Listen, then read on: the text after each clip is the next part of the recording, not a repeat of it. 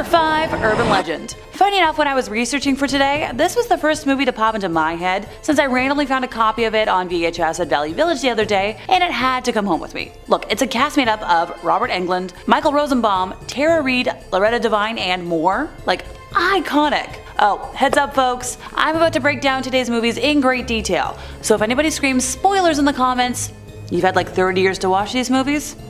So there's something about this story that is pure cheesy nostalgic fun. And the premise of college students, getting targeted by a serial killer, it still works. Even though the movie wasn't groundbreaking and was generally considered to be another 90s slasher, there are many elements of urban legend that still make it a great watch today, especially around Halloween. When it comes to, favorite horror movie opening scenes, urban legend often gets a mention, as, college student Michelle tries to fill her car up with gas and ends up, dead on the way home. After being kind of weary of the man working at the station, and rightfully so, she gets back into her car in the pouring rain and, what do you know, a killer appears in the back seat. Yes, it's a very tropey movie if you couldn't tell by the title. And honestly, in my personal opinion, that's what gives it its charm. From a man with a hook for a hand approaching parked teenagers in a car, to a babysitter getting a creepy phone call, there are countless urban legends that, have kind of popped up over the years, and you see them in this.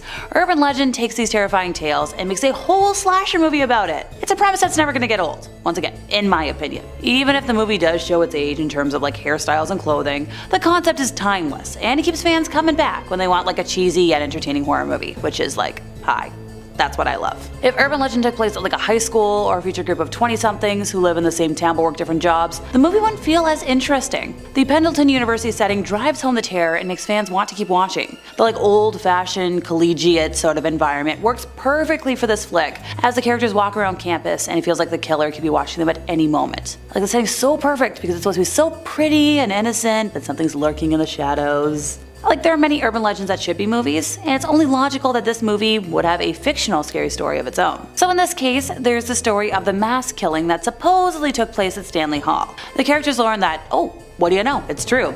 And their professor, Professor Wexler, lived through it, which adds an extra element of fear to the story. And after Natalie's roommate is killed, she wonders if it's even safe to continue living at the school and attending classes. If you're someone who falls for the razor blades and candy legend every Halloween, by the way, one of my actual university props would like a word with you. I love that this movie poked fun at it through the Little Mikey legend, that allegedly he died from eating Pop Rocks and drinking soda. And while this didn't happen, people believed it, and in one dramatic scene, Professor Wexler wants to show his students that, it's not possible. He asks Brenda to be a volunteer, but when she's too nervous, Damon gives it a try and pranks everyone by pretending that oh no, I'm about to die. Look, it's always memorable when a movie set at a college has a prof who has an out-of-the-box and compelling lesson plan. The scene comes up again when the killer puts Pop Rocks and chemicals in Parker's mouth later on. Brenda and Natalie seem to be the bestest of friends throughout the movie, and it's kind of a surprise when Brenda is shown to be, shocker, spoiler, the one behind all of the killings.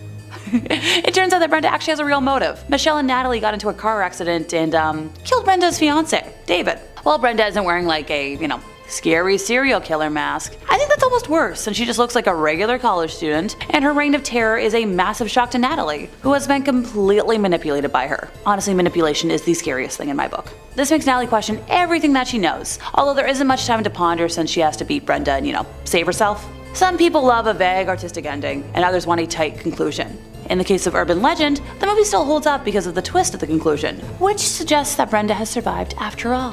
When college students talk about the story they heard about Brenda and the, killings that she committed, Brenda's sitting right there with them and she smiles, saying that she'll set the record straight on the true events. While some might say that this isn't logical because Brenda would have definitely died, it's still a very interesting way to wrap up the story. Number 4, Nightbreed. So when the push began for Nightbreed, Clive Barker's follow-up to the cult hit Hellraiser back in 1990, the marketing made the film feel like just another slasher film. The confusing advertisements couldn't seem to decide whether the film's killer was a button-eyed masked killer or the film's lead character Boone, played by Greg Sheffer, leaving fans scratching their collective heads over what this coming horror joint was even about. The theatrical posters for Nightbreed read, "Lori thought she knew everything about her boyfriend. Lori was wrong." Which, honestly, a tagline couldn't have missed the point of this movie more if it tried. The film was a meditation on monsters and fringe dwellers, about what may lie beneath the surface of reality, and the metaphysical meaning of what separates man from monster. Not not anything expressed on that poster. This was just the first in a series of wrong-minded decisions by 20th Century Fox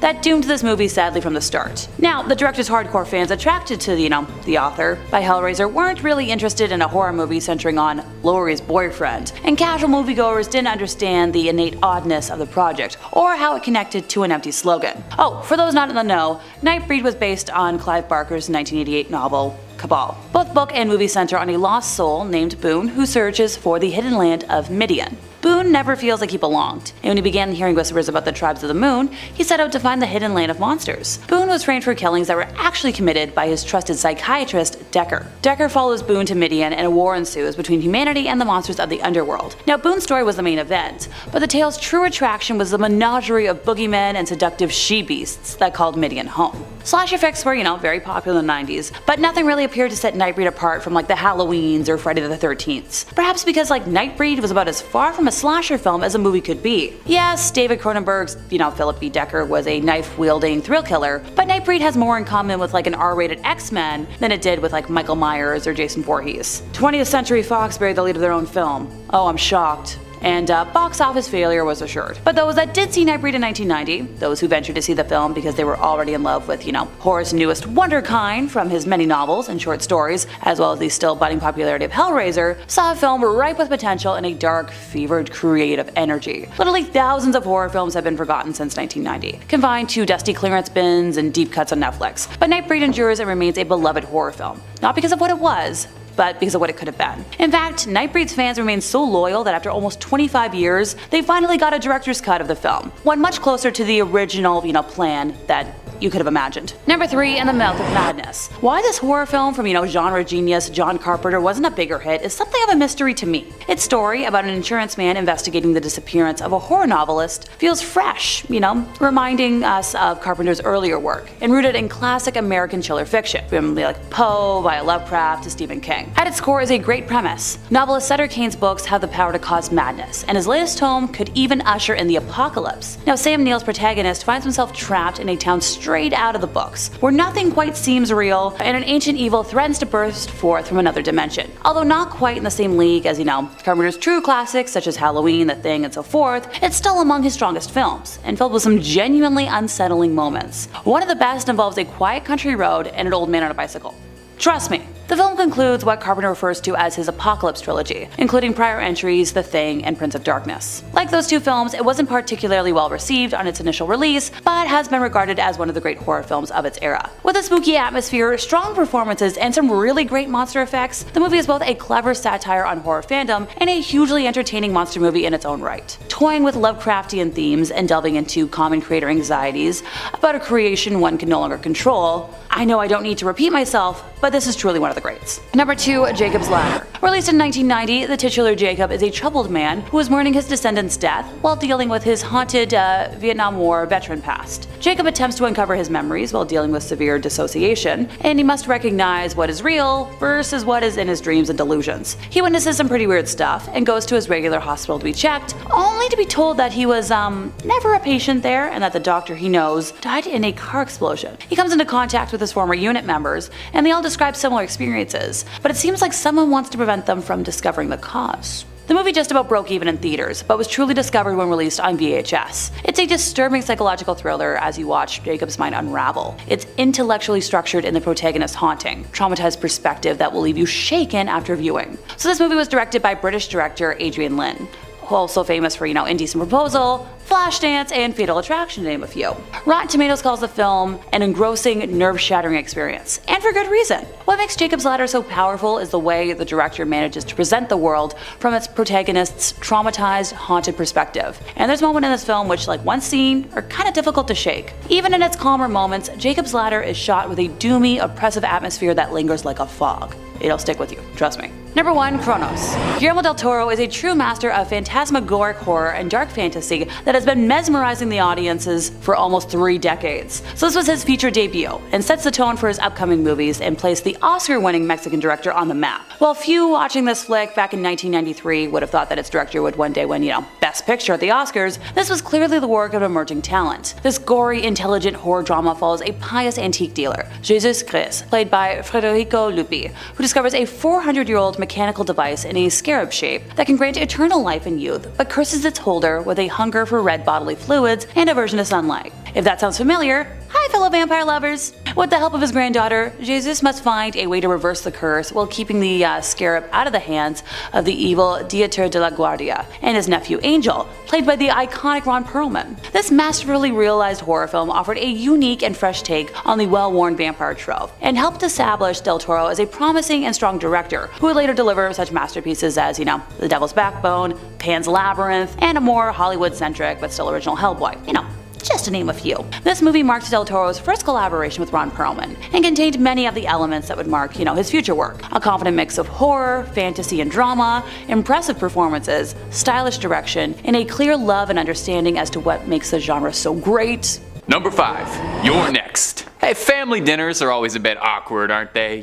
Trying to get the gravy passed to you, trying to avoid an argument with your uncle about your career, and trying to elude the vicious sickos that are hunting you and your family for sport. You're Next is a 2011 slasher directed by Adam Wingard, who also blessed us with Godzilla vs. Kong, one of the finest films ever made. Made on a humble $1 million budget, You're Next is a horror movie that brings it to the absolute basics. One house, one troubled family, and 3 very dangerous psychopaths. An estranged family is meeting for a reunion at their summer home in the rural Deep South, and newcomer to the family, Erin, is nervous to be introduced officially as her boyfriend's long-term partner. Now, tensions are high enough with the usual family drama before the first crossbow bolt pierces the window, as the family is being hunted by a relentless pack of bloodthirsty animal mask-wearing lunatics who seem to be doing this whole thing just for kicks. Watch the family fall apart under pressure, metaphorically and uncomfortably literally, as they're picked off one by one by their sick predators, until one of them starts to rise up unexpectedly against their tormentors. Now, if you were a fan of the Hotline Miami games, this is probably as close as you're ever going to get to a movie for that 80s splatter feel and all the animal mask wearing lunatics. You're Next feels like a movie that got time traveled from 1984 in the best way. It's a throwback to the golden age of B-horror movies, wet,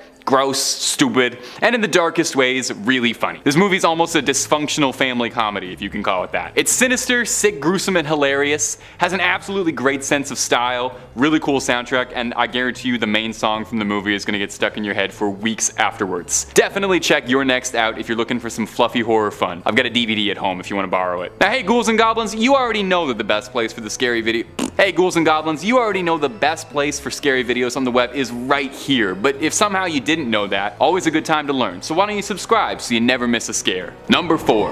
The Color Out of Space. When we think H.P. Lovecraft, we tend to think of giant squid monsters and incomprehensible madness. Well, this movie's got one of those in folds, and it's not the squid monster. The Color Out of Space is a 2019 horror movie directed by Richard Stanley, adapting the H.P. Lovecraft story of the exact same name, but modernizing it slightly, bringing it up to the 21st century. The story details a father moving his family to his late father's farm, escaping the bright lights and humdrum of city life, moving to his hometown of Arkham, the exceedingly cursed city from Lovecraft's writings. What should be a breath of fresh air and lovely times in the cottage turns to a nightmare when an asteroid falls to the farm, releasing with it a mysterious color that seeps into the farmland. A color out of space, if you will. It affects the minds of everyone around the farm, all the animals, and begins to seep into the water and drive everyone to incomprehensible madness. Nick Cage plays the patriarch of the Gardner family, and let me tell you, there could not possibly have been a better actor for the lead in a movie about slowly going mad. I mean, Nick Cage on his absolute best day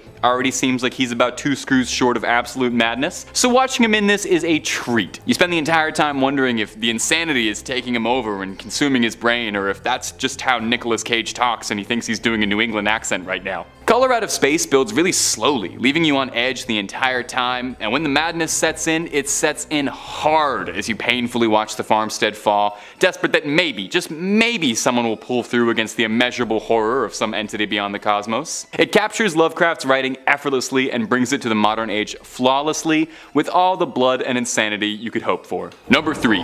The Void. Our next entry on this list is The Void, a 2016 horror flick by Steven Kostanski, another Lovecraft horror movie. Your host has a little bit of a bias, and this one's Canadian made, so I have to include it based on that alone.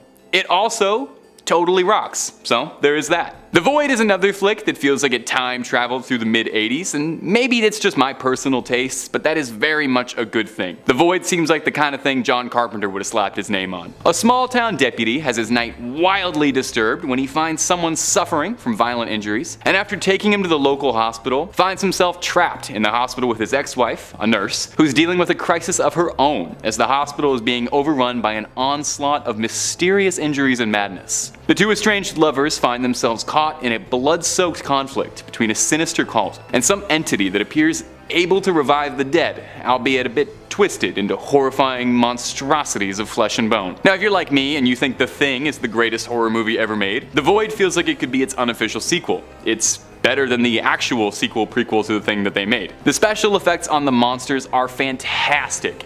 If you're the kind of ghoul who loves puppets, prosthetics, and gallons worth of corn syrup blood, The Void has everything you are looking for in those three spades. And the plot is fun, and it has some good twists and turns, but let's be honest here. You're watching this one because it's got very gross monsters and really cool Lovecraft-inspired mythos of cults and a great god beyond the stars. You want my advice? Grab a friend or two, order the largest, greasiest pizza your local favorite spot has, grab a 2-liter of something carbonated, and have a great Friday night with this one. The Void to me is what a good horror movie should be.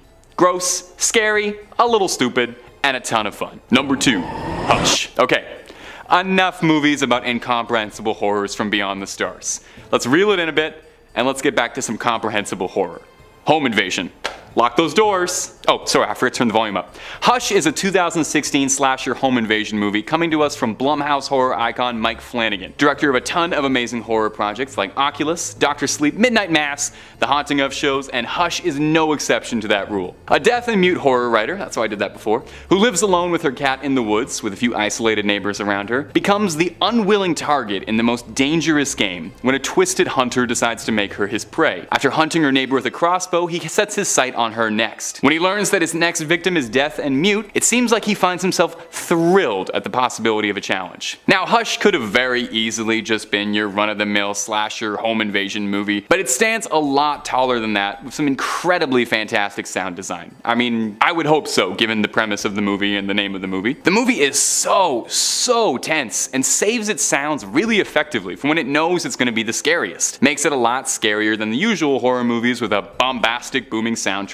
and tons of scare hordes. It lets you really breathe in the tension. The cat and mouse game between the protagonist Maddie and the unnamed hunter feels deeply personal, putting you smack dab in the middle of it, chewing your fingernails the entire time as you hope for the best. Please check out Hush. Now, number 1, Green Room. Coming in at our number 1 spot is one of my favorite horror thrillers of all time, Green Room. An A24 horror classic before that was even a cool thing to describe your movie as. A failing Midwestern punk band are trying to hit it big while traveling the Northwest, barely scraping by on instant ramen and van life when they agree to play a gig at a rural roadhouse. Absolutely thrilled at the prospect of getting paid for once, the band takes the gig without asking any questions, only to swiftly discover upon arriving that they are in bad company. The bar is ran and owned by a skinhead gang who don't take kindly to them whatsoever. After the bassist witnesses a crime in the eponymous Green Room, the band is trapped by the gang who refuses to let them leave.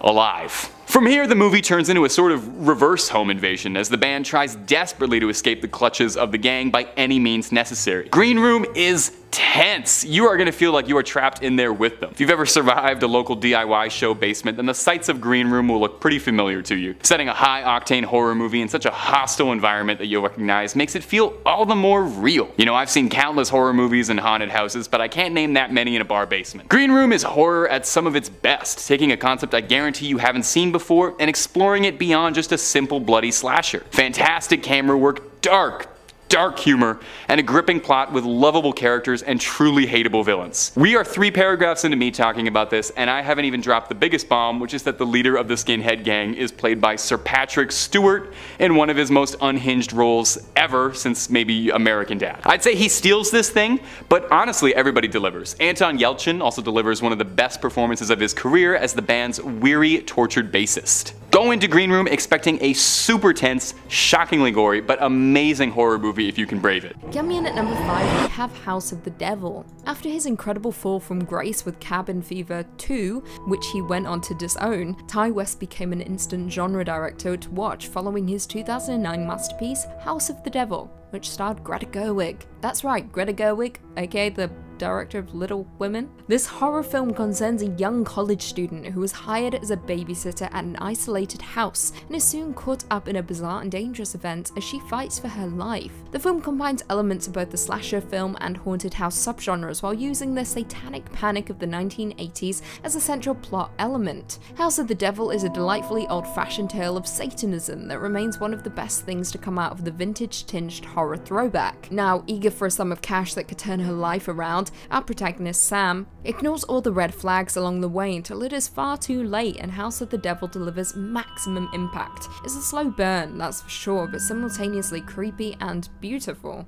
The film received hugely positive reviews, with Rotten Tomatoes gifting it an 87% with the general consensus reading. Though its underlying themes are familiar, House of the Devil effectively sheds the loud and gory cliches of contemporary horror to deliver a tense, slow-building throwback to the fright flicks of decades past. The movie suffocates you with its smoldering atmospheric dread and shocking moments of blunt violence. It is a must-watch. Coming in at number 4, one of my personal favourites, Trick or Treat. Michael Dougherty's Trick or Treat is perhaps the finest ode to Halloween ever created, and that's saying something. Released in 2007, this anthology film relates 4 Halloween horror stories with a common element in them: Sam, a mysterious child trick-or-treater wearing shabby orange footy pajamas with a burlap sack over his head. He is absolutely terrifying, trust me. The character in turn makes an appearance in each of the stories whenever a character breaks Halloween tradition. In this chilling horror, the residents of a small town are not quite what they seem. The local principal is a child-murdering sociopath, and the nubile virgin a wolf in sheep's clothing. Now, what makes this movie so effective is Michael Dougherty's obvious love and respect for the horror genre, tradition, holiday lore, and superstition.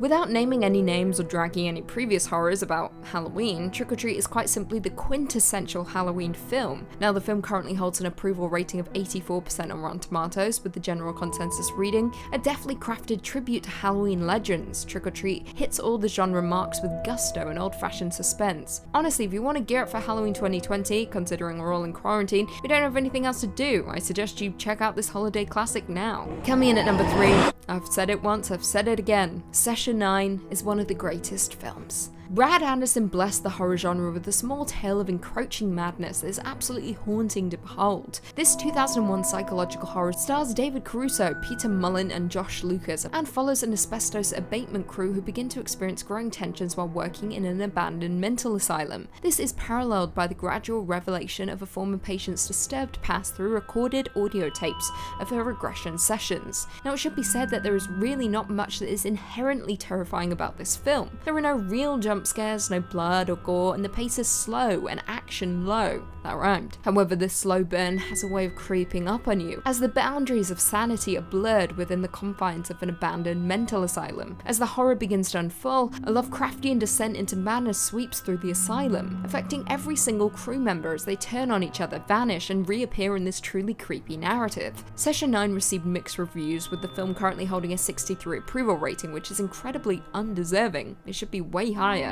Bloody Disgusting ranked the film 5th in its list of 20 best horror films of the 2000s, writing, "Session 9 isn't just a cheap hack and slash, instantly forgettable type horror film, but a psychologically probing, deeply unsettling journey off the edge and into the abyss of the human mind." Honestly, I can't stress enough how frightening this movie is, not to mention its chilling conclusion. Please check it out. Next up at number 2, we have Eden Lake. If this list has taught us anything thus far, it's that the 2000s were filled to the brim with some of the greatest underrated horror movies of our time. Eden Lake was one of the greatest. Released in 2008, this British horror stars Kelly Riley and Michael Fassbender, as well as a very young Jack O'Connell. The plot concerns Jenny, a teacher, and her boyfriend Steve, who head to a lake to spend a peaceful weekend. However, a group of undisciplined teenagers irk them with their continuous pranks, ruining their weekend. And it is far more than childish pranks, with the weekend becoming a fight to survive for everyone involved. Now, the film itself is among a group of roughly contemporaneous films that deal with concerns over broken Britain and fears of hoodies.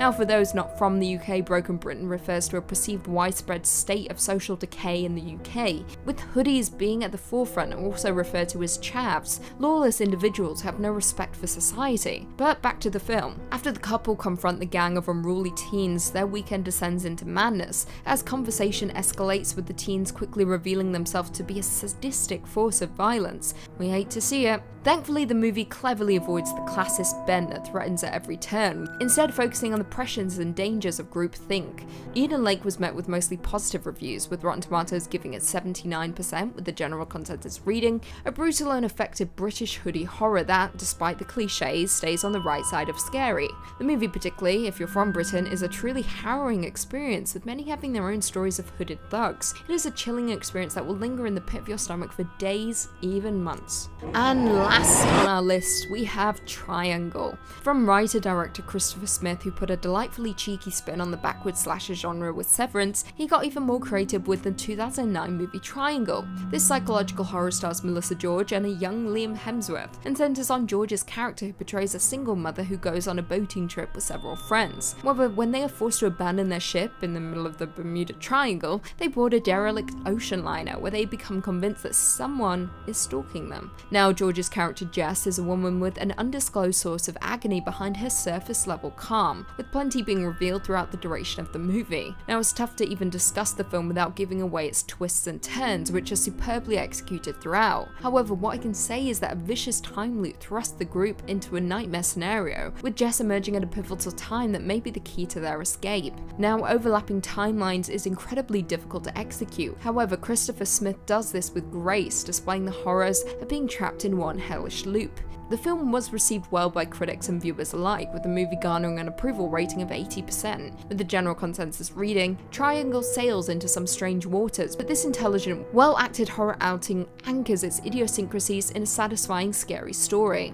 Honestly, this film has stayed with me for many years, with it being one horror that isn't easy to forget, for many reasons. Particular scenes linger in the mind, however, it's its unique delivery that will make you want to return time and time again. Crashing to Earth at number 5, we've got Night of the Comet. If you enjoy Buffy the Vampire Slayer, then you have Night of the Comet to thank. Apparently it was a big influence on the creation of the titular character.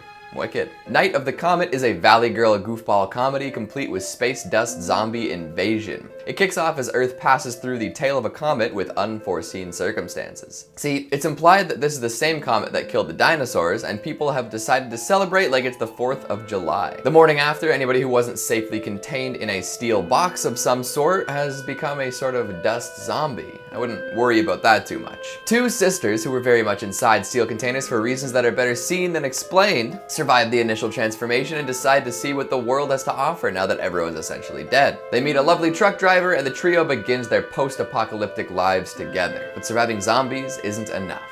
No. To make this a true sci-fi horror, we're also introduced to some mad scientists. Strictly speaking, they're looking for a cure to this space disease, but they actually end up draining healthy people of all their blood and then leaving them to die. It's in the name of research. Science. Yeesh. Night of the Comet is a classic cheesy B-movie romp. It's packed to the brim with cliches and nonsense situations, but it's done with love and a sense of levity. You get a shopping mall montage a la Dawn of the Dead, but this time it's more actually shopping than survival. We've got a smattering of callbacks to classics through clever and on-the-nose addition of a movie theater set piece. And we get, as previously mentioned, a lovely mad scientist or two. It's just a lot of fun, okay? Coming in at number 4, we've got Virus. Hey man, the trendy thing to do right now is to watch virus movies, right? See what writers and directors predicted correctly and what they got wrong, maybe see that happy ending at the other end of the tunnel. Personally, I prefer to watch movies that don't make me think of a virus at all, but hey, different strokes for different folks. This post-apocalyptic Japanese sci-fi flick was the most expensive Japanese film ever made upon release. It was a Japan-America co-production, and for whatever reason, the Western release got about 40 minutes snipped, so look for the original if you can. Beautiful, poignant, and often heart-wrenching, it's not as goofy as some might make it out to be. After a mimic virus is accidentally released by Americans trying to prevent just that, it quickly spreads through Italy. Whatever virus this one attaches to gets amplified, and scientists quickly realize that that means the end for humanity. Starting as an outbreak movie, it transitions seamlessly into a disaster flick and a political thriller. World leaders do their best to prevent the spread as it becomes apparent that soon the global population will plummet. Eventually, most of the world has died off, and survivors from submarines and Arctic bases come together to repopulate the planet. Seems like a great solution until earthquakes threaten to set off nuclear warheads. Just one disaster after another, huh? I mean, if we can't look at that situation and say, thank goodness it's not us, then what can we do? Huge in its scope, Virus is tragic and beautiful. There are plenty of gory and corpse-filled scenes for all the hardcore folks out there too. Rolling in at number 3, we've got Splinter. Did somebody say low-budget fungus infection movie? No? Well, I mean, that makes sense. Why would somebody just say that at random? Well, now that we're on the topic, we might as well address it though. Splinter is a tense, enjoyable B-movie that doesn't get nearly enough attention. It kicks off with a couple of folks getting kidnapped by some drug-fueled rednecks, and after stopping at a gas station in the middle of nowhere, which is always a bad move, they realize that something is amiss. And by something, I mean an infectious splinter monster, and by amiss, I mean killing and devouring everyone it comes into contact with. It infects people by poking into their skin with its sharp pointy bits and working by sort of zombie rules. If it breaks skin or enters you in some other way, you're probably gonna turn. To add to this already difficult situation, dismembered infected parts can move around autonomously, and they are heat-seeking too. And the splinter things look pretty cool. Low budget ain't such a big deal when it's done as well as this. Splinter is a largely well-written and acted movie too. You'd expect a group of survivors in a situation like this to act as useless cannon fodder, but they're actually all useful and likable in their own special ways. They overcome personality flaws and maximize their strengths in the name of survival. Big ups to the folks behind these choices. Sure, the camera can get a little too shaky sometimes, but it does a very good job of selling and maybe hiding some of the other low-budget restrictions. Where did they come from? Where did they go? Why are these splinters causing blood to flow? Coming in at number 2, we've got Altered States. This is a drug-fueled existential trip that brings a man to the origin of all life. Based on the novel by Paddy Chayefsky, Altered State takes a look at a psychopathologist who wants insight into the mind. Sensory deprivation tanks, psychedelics, the whole 9 yards. His marriage is failing, so what better time to head out to Mexico to give ayahuasca a try? After taking the journey, Edward brings some tincture home and keeps experimenting. By using some inside of a sensory deprivation tank, he's able to experience more intense visions, and these visions soon become physical reality. He actually literally becomes earlier versions of man, which naturally leads to caveman rampages through the city. This freaks out his colleagues, wife, pedestrians, you name it. But he keeps going. Again, in the name of science. Now, I don't want to spoil too much, so I'll pose a question instead. Given the ability to regress into literally nothing, would you let your consciousness rejoin the universe, or would you fight it and come back to reality knowing that there's more out there? Altered States is constantly wrestling with the origin of life by way of Dr. Jekyll and Mr. Hyde. Our scientist protagonist knows better, but he keeps coming back to the titular Altered States in order to experience the rush again. It's a fascinating exercise in pseudoscience with surprisingly crazy special effects. If you've ever wanted to see William Hurt run around as a deranged beige caveman, here's your opportunity. And at number 1, we've got The Hidden. Full disclosure, this flick did get a sequel. I know, how could I possibly say The Hidden is forgotten if 2 of them exist? Well, even with a cult following, I can't say too many people bring this one up these days, which is a travesty, but hopefully some more views will come after we discuss it. It's a frickin' slug alien intergalactic buddy cop movie.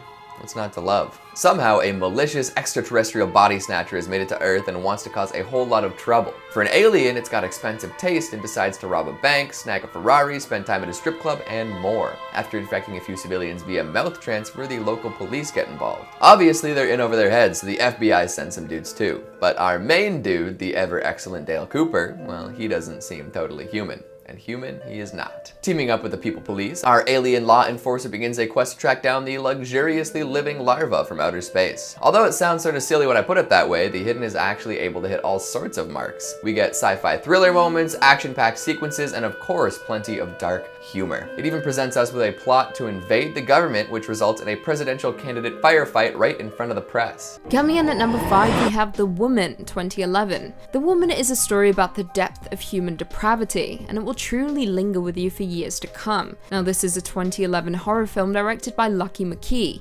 adapted by McKee and Jack Ketchum from Ketchum's novel of the same name. It is also a sequel to the 2009 film Offspring. The plot concerns a lawyer who puts his family in jeopardy when he captures the last member of a violent clan and tries to forcibly tame her. The woman's presence unleashes the barbariousness in the family, and her capabilities pale in comparison to the horrors of the lawyer and his son. The heinous acts ultimately lead to a massacre of the final act, with some moments that will leave you groaning in disgust and feeling physically sick. However, saying that, the movie is a clever inversion of the genre tropes, with the movie wearing its gender politics critics proudly. Critical reception for The Woman has been hugely positive, with it currently holding a rating of 71% on Rotten Tomatoes, with the general consensus reading strange, audacious, and aggressive. The Woman is an uneven horror flick that games viewers with a wildly bloody finale. Coming in at number 4, Tigers Are Not Afraid. Now, this film was hyped a lot, but I can safely assure you that the hype is warranted. The movie wowed festival goers for years, and this movie truly deserves all the praise it receives. Tigers Are Not Afraid is a 2017 Mexican crime fantasy film written and directed by Issa Lopez, set on the streets of a Mexico ravaged by the human trafficking ring known as the Huascas.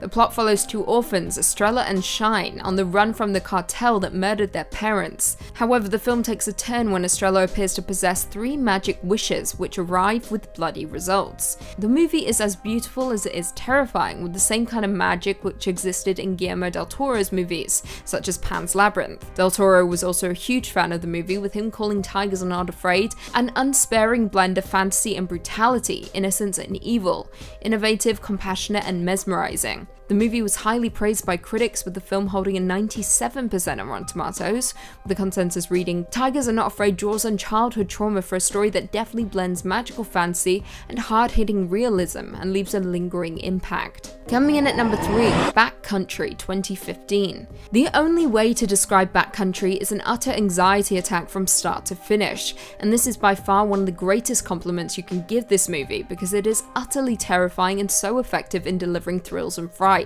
This Canadian nature survival horror was written and directed by Adam McDonald and is loosely based on the true story of a man-eating bear and 30-year-olds Mark Jordan and Jacqueline Perry in the backcountry of Missinaibi Lake Provincial Park north of Chapleau, Ontario in 2005, events for which Mark later received the Star of Courage Award for.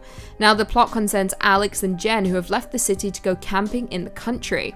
After settling in the woods, they realize they've forgotten their phones and they become lost. Classic. Their trip then turns into a fight for survival when they are stalked by a man-eating bear. The tension from start to finish is palpable, from the conflict between the couple as they become lost, to them being relentlessly pursued by a grizzly bear. The drama is rich and the dialogue slow and steady. Throughout, you can't help but feel a sense of fear and nausea as you watch the movie from the comfort of your home. The movie was a huge success, with Backcountry currently holding an approval rating of 92% on Rotten Tomatoes, with the general consensus reading tense, well acted, and at once atmospheric as well as brutally impactful. Backcountry marks a memorably assured debut from writer-director Adam McDonald. Also, we all need to watch more Canadian cinema. Coming in at number 2, Under the Skin 2014. Under the Skin is a film that has lingered with me since the moment I watched it. There's something incredibly unnerving and uncanny about it. You can never quite relax or feel settled while watching, and that's why this ScarJo movie is so effective. Under the Skin was directed by Jonathan Glazer, who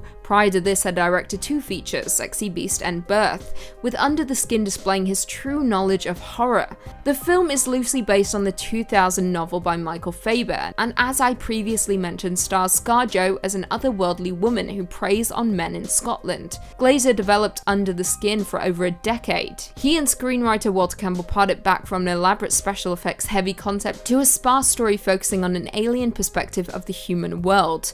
Now, a fun fact for you movie buffs out there, most characters were played by non-actors, and many scenes were filmed with hidden cameras, including the scenes where Scarlett Johansson lures men into her van. If you know, you know. Throughout this movie, ScarJo meets and seduces men for reasons unknown, before taking them back to a black room where they are forced to wade into a pool of liquid, seemingly oil, which ultimately sucks them down, leaving behind floating sacks of skin. The movie essentially uses sci-fi to tell a horror story about gender dynamics, and as I said before, viewing Under the Skin is a peculiar experience, with myself in particular feeling an uncomfortable sense of existential dread and horror throughout the duration of the movie.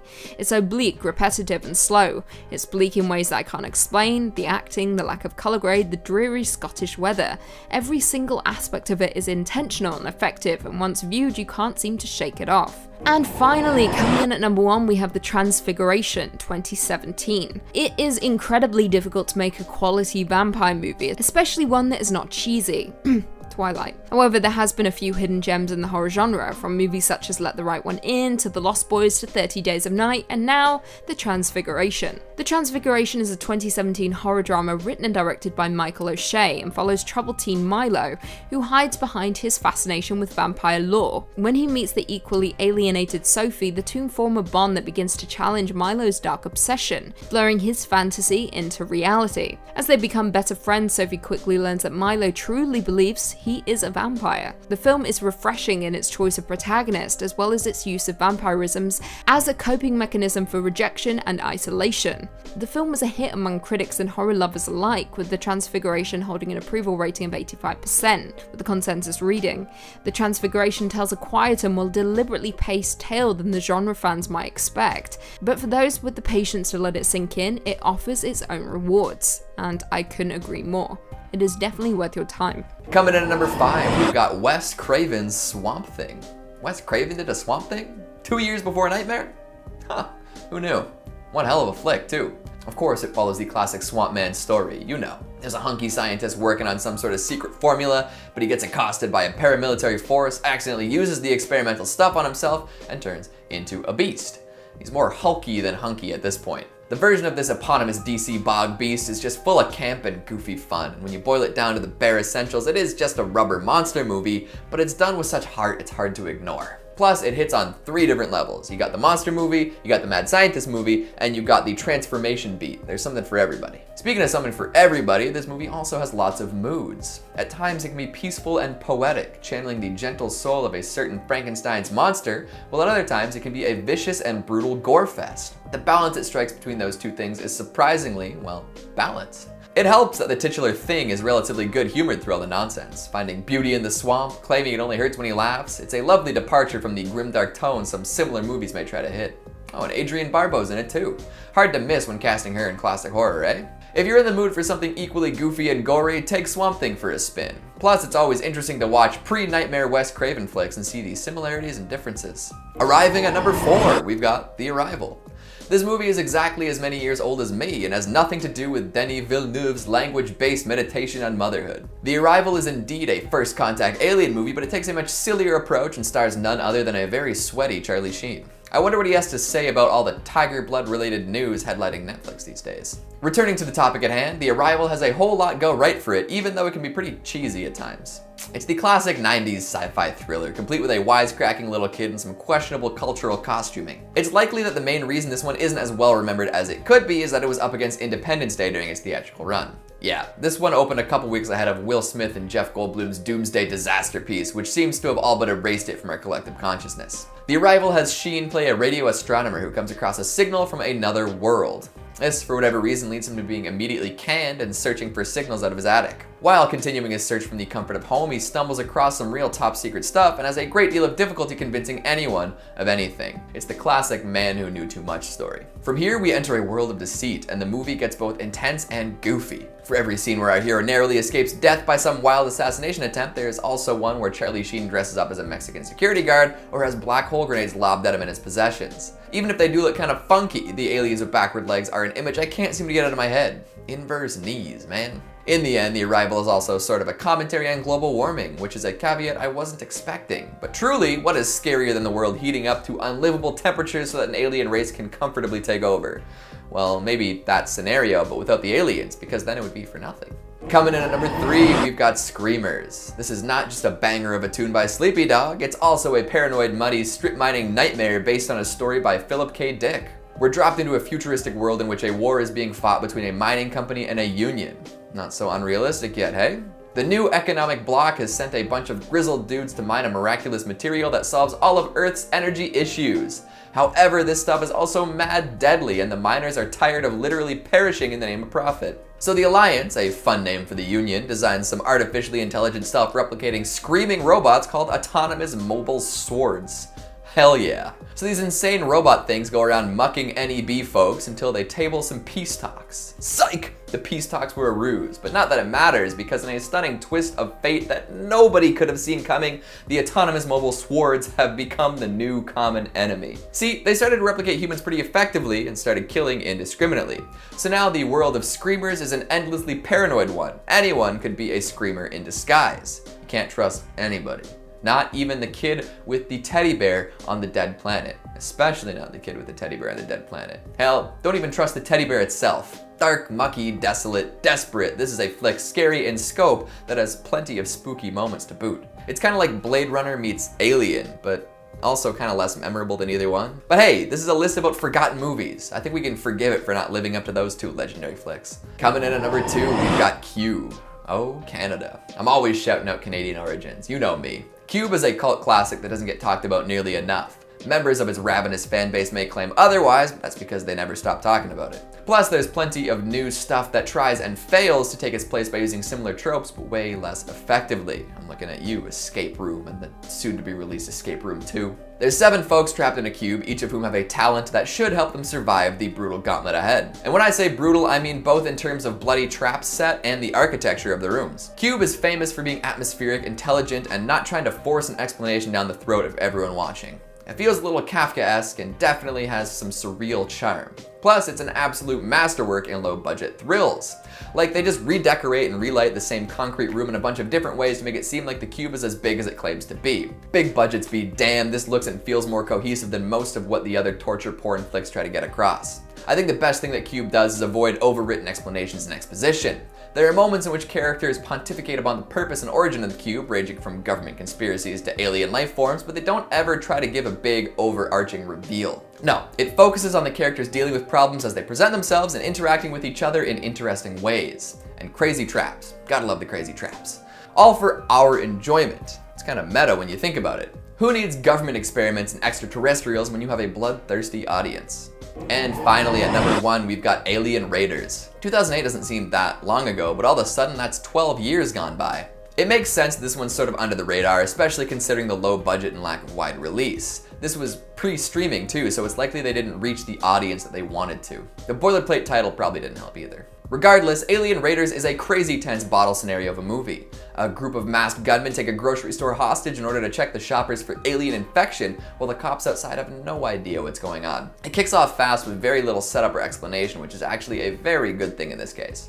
The alien hunting squad rolls in and scares the hell out of folks in the store. No time to explain, drink this milk. It's so effective because they're acting extremely unhinged for no apparent reason. Folks in the store haven't the foggiest as to why they're being held hostage, and you see folks getting gunned down for being aliens? Picture yourself in that situation, you know, you're out buying focaccia bread or something, and all of a sudden people storm this store. You're sitting there, hands tied behind your back, watching people get shot for no reason. They're saying aliens did it? These people are crazy. As the alien threat becomes more apparent, the clock starts ticking while the cops outside get more and more antsy. It's tense and well shot, and at times even feels a little bit like a modernized The Thing. There's less cool effects, and obviously Carpenter wasn't involved, but the comparison is still effective. We've got a group of desperate, mostly competent people fighting against a threat they barely understand in a tight space. It works. Coming in at number 5, we have The Invitation, 2015. The Invitation is a 2015 horror thriller film directed by Karen Kusama and stars Logan Marshall Green, Tammy Blanchard, and Michael Huisman from The Haunting of Hill House. Responding to an invitation from his ex-wife, a man brings his girlfriend to a dinner party. There, he relives the trauma of their child's death and becomes suspicious that his ex-wife has ulterior motives for inviting him. The Invitation is an insidiously subtle nightmare in which you are constantly going back and forth in your head. Is there something wrong at this party? Or is there something wrong with me? The movie manages to torture our minds from start to finish with its constant sense of unease and uncomfortable social interactions. The Invitation holds an 88% approval rating on Rotten Tomatoes, with the critical consensus reading, "The Invitation makes brilliant use of its tension-rich premise to deliver a uniquely effective and surprisingly clever, slow-building thriller. Ultimately, at the end of the day, if you get invited to a dinner party, just say no. Lucky for us, we're all self-isolating. Social distance." Coming in at number 4, we have Attack the Block, 2011.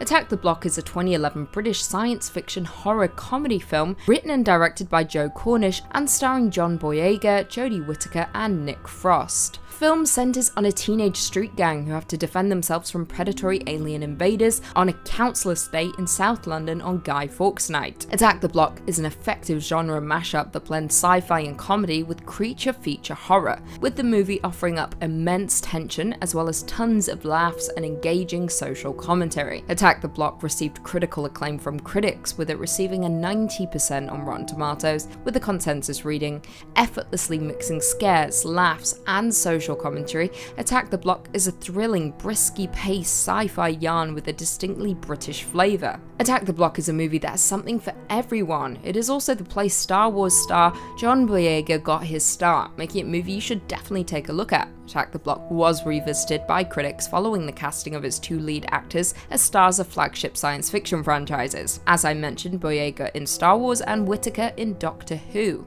In a 2017 retrospective, Tom Phillips, writing for GQ, described the film as, I quote, "one of the most confidently delivered debut feature films in recent memory. It still stands out as one of the best genre mashup films of the decade. It is definitely worth your time."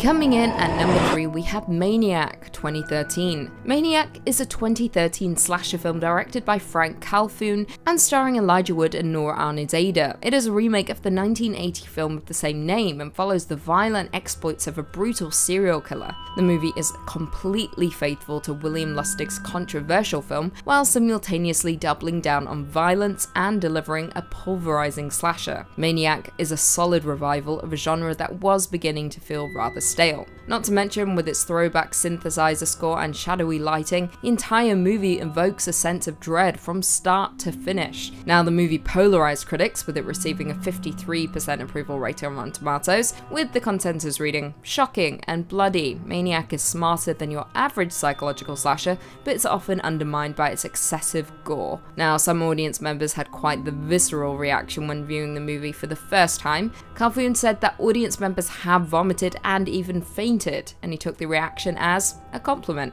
explaining, "We had a screening here in Los Angeles and somebody passed out, which I pat myself on the back for. The movie had to creep on you. It's a different kind of fear. It's more of a nauseating fear. You really have the opportunity to maybe feel the nausea of committing crime rather than glorifying it just for the aspect of fun and thrill. The audience gets to experience for the first time how sick it is to commit a murder. We're certainly not condoning it, but making a real statement about serial killers." Coming in at number 2, we have What We Do in the Shadows 2015. What We Do in the Shadows is a 2015 New Zealand mockumentary horror comedy film written and directed by Jermaine Clement and Taika Waititi, and the first installment in the What We Do in the Shadows franchise. The film's plot concerns several vampires who live together in a flat in Wellington. Now, modern spoofs that are genuinely good are pretty hard to come by, with most of them flopping and flopping hard. However, What We Do in the Shadows is a comedy and horror masterpiece. The movie itself is a docu-style story of idiotic vampires. What's better than that? Yes. I did say it was a modern spoof film, however it doesn't overtly reference any specific horror movies, but instead makes jokes of all the tropes and cliches in classic vampire horror movies. On Rotten Tomatoes, the film holds an approval rating of 96%, with the general consensus reading, "smarter, fresher and funnier than a modern vampire movie has any right to be. What We Do in the Shadows is bloody good fun." Ultimately, what makes What We Do in the Shadows so great is that it was made for us, horror fans, and it isn't pandering to anyone else. Not to mention, it gets better and better the more times you watch it. Not to mention, Taika Waititi. It was essentially what gave him his big break. He's now doing Marvel, and he also did Jojo Rabbit, which, if you haven't seen Jojo Rabbit, I suggest you watch Jojo Rabbit. Should I say it one more time? Jojo Rabbit. And finally, coming in at number 1, we have The Witch 2016. The Witch is a 2016 supernatural horror film written and directed by Robert Eggers in his feature directorial debut. The film stars Anya Taylor-Joy, Ralph Ineson, Kate Dickie, and Lucas Dawson. The plot follows a Puritan family who encounter forces of evil in the woods beyond their New England farm. The Witch is an incredibly effective movie that manages to make twin children and a billy goat some of the most terrifying villains of the movie. Wouldst thou like to live deliciously? The Witch relies on unsettling fear to instill dread, rather than relying on jump scares or overt scare tactics. The movie is a slow burn, however, from start to finish you're hooked and can't pull your eyes away from the screen. The film was a critical success, with it receiving an approval rating of 90% on Rotten Tomatoes, with the general consensus reading, "as thought-provoking as it is visually compelling, The Witch delivers a deeply unsettling exercise in slow-building horror that suggests great things for debuting writer-director Robert Eggers. Between Anya Taylor-Joy's mesmerizing performance, my friend Daniel's as the devil himself, shout out Daniel, and the ominous entity in the woods, I'm seeking out Black Phillip's book to sign right about now. Now it is safe to say that The Witch is a love it or hate it kind of movie, considering its pace and lack of over scares. However, Leslie Coffin criticized A24 for this, saying that it was a huge mistake to market the movie as a terrifying horror, not because it doesn't fit into the genre of horror, but because of the power of expectations. The less you know about the movie, the better your experience will be, but everyone who saw it opening weekend probably walked in with too much knowledge and hype to really get as much out of it as they could have if the film had the veil of mystery. I honestly couldn't have said it better myself. First time I watched The Witch, I knew nothing at all about it, and I loved every single minute of it. But I also understand that a slow burn with not many jump scares isn't for everyone. Most people look for quick pace with horror, but The Witch will never offer that to you. But that's what makes it so effective. It's slow, it's eerie, there's not a lot of dialogue. That is what makes it so creepy. What exactly is in the woods? And why is this Billy Goat, Black Phillip, so terrifying? And, more importantly, why is he talking? And now, why is he a man? Kicking off at number 5, Cherry Falls, 2000.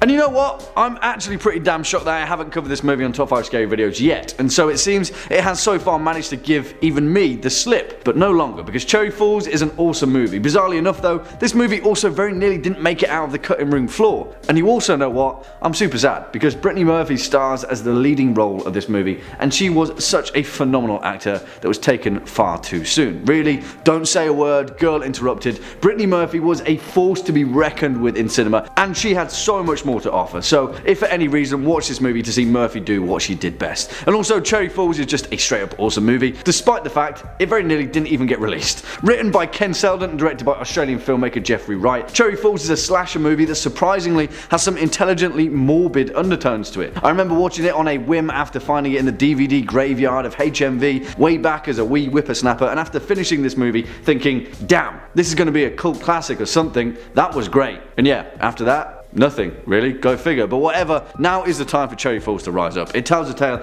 of a local teenager and daughter of the town sheriff, Jodie Markin, played by Murphy, who alongside the local high school drama slog find themselves wrapped up in the classic virgins die first kind of slasher fest. However, whilst on the surface this movie seems like a box of cliche frogs, it certainly is not that, and it may actually well be one of the most creative and subversive slasher horror movies of the early 2000s. And there you go. Another reason to give it a watch. Swinging in at number 4, From Beyond the Grave, 1974.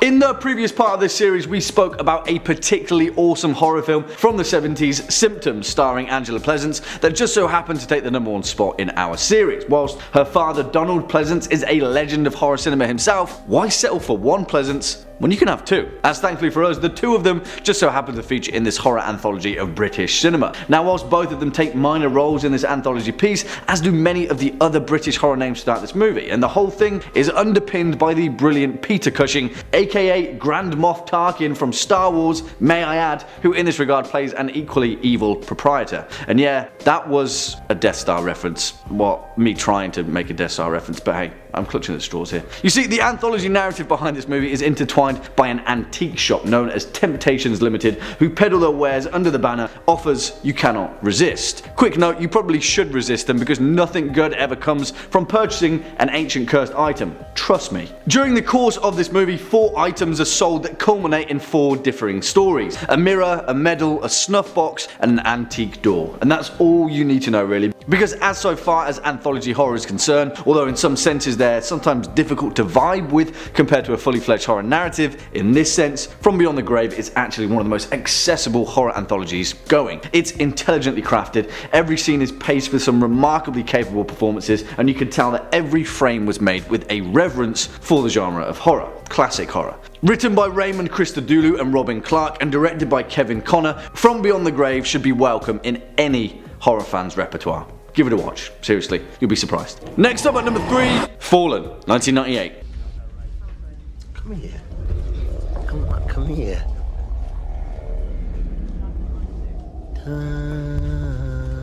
Hey, what can I say? It's about time that we featured some Denzel Washington over here at Top 5 Scary Videos, as well as the late, great, legendary titan of cinema, James Gandolfini, in perhaps one of his most off-the-wall supporting minor roles. And by off-the-wall, I mean possessed by a demon for a few scenes, and then that's about it, really. Go and chill in the green room. You know what? That is what I loved about Gandolfini, though. He wasn't afraid about taking roles that he just liked the look of. Also, he got to sport a dope-ass mustache, so there's that too. Strangely enough, though, on that theme, and for what it's worth, 1998's Fallen certainly doesn't get the credit that it deserves, and I'm not exactly sure why. Hey, I'm not saying that Fallen should be held up as some genre-defining moment in cinema, I'm just saying that it was a surprisingly exceptional movie, and it had an absolutely stacked cast to boot. Maybe I'm just nostalgic, but I miss the time where big budget movies were willing to take risks and make movies about supernatural detective thrillers. If anything, appreciating the nostalgia of a time where cinema still took that risk is worth it alone. Written by Nicholas Kazan and directed by Gregory Hoblit, Fallen tells the tale of a Philadelphia police detective, John Hobbs, played by Washington,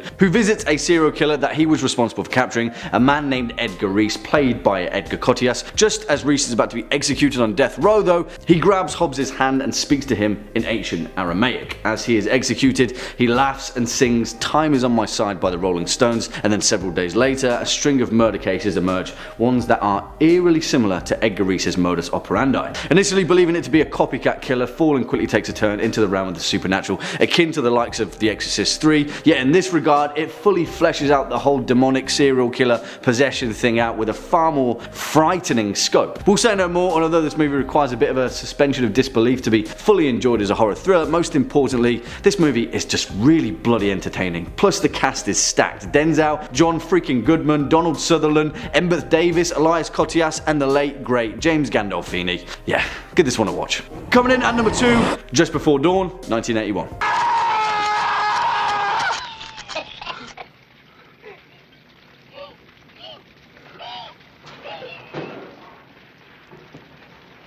Alright, we're heating things up a bit here because the remaining 2 entries of this list are absolutely worth your while. In fact, I would go so far as to say that they're some of the greatest forgotten horror movies that we've ever featured on this series. So yeah, it took some digging, but take note. The first of them is 1981's Just Before Dawn, potentially one of the most overlooked teen slashers in the whole of horror cinema. In fact, I'm going to go out on a limb and say that 1981's Just Before Dawn is the best slasher horror that you've never heard of. And yes, whilst there are certain visual themes in this movie that won't be for everyone, and everything from the score to the set design is a little dated, the actual craftsmanship behind this independent production is exactly what slasher horror cinema should be. Really, this film was made with some love and affection, and a real appreciation for just exactly why the vital ingredients of teen slashers have stood the test of time. Written and directed by Jeff Lieberman, the man responsible for 1978's Blue Sunshine, Just Before Dawn tells a tale of a group of 5 college kids, Warren, Constance, Jonathan, Megan, and Daniel, who after inheriting a remote rural property in the mountains, head out for a trip in classic teen slasher fashion.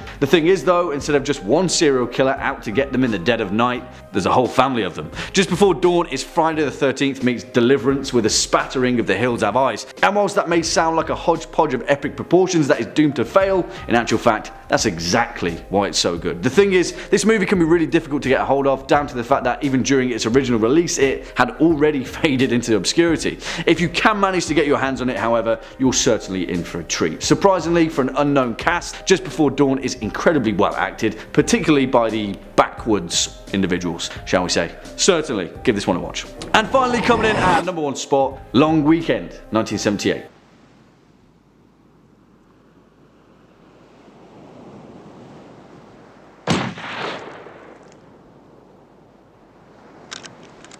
And the final slot on this list is reserved for a movie that is so overlooked it's almost criminal. You see, I have long championed that awesome and mysterious place known only as Australia, and when it comes to cinema, they have quietly yet consistently pumped out some of the most precious hidden gems known to horror. I'm not exactly sure what it is, but Australian horror cinema seems to strike a fine balance between the fear of the physical, the natural world, and the man-made world. Perhaps better than any other, 1978's Long Weekend exemplifies that theme entirely. And it doesn't just exemplify it, but it takes it and it runs runs with it, and it just keeps on going. Really, you might watch this film and think that it possibly couldn't take it any further. Spoilers, it does. Oh boy, does it keep going. Directed by Colin Eggleston, an Ozploitation director who has certainly earned his fair share of salt, but the real genius behind this movie is the name attached to the script. Everett de Roche, one of the most legendary scriptwriters ever to have cut his teeth in Australian cinema, despite being an American. The premise of this movie is simple enough. It concerns a couple, Peter, played by John Hargreaves, and Marcia, played by Bryony Behet, who alongside their trusty dog, head to the outback on a weekend camping trip. And that's it really. The thing is though, the couple in question have their own share of inner demons, and outwardly, their marriage is on the rocks. Quickly, the couple demonstrate an incredible lack of respect for Mother Nature, especially the husband, Peter.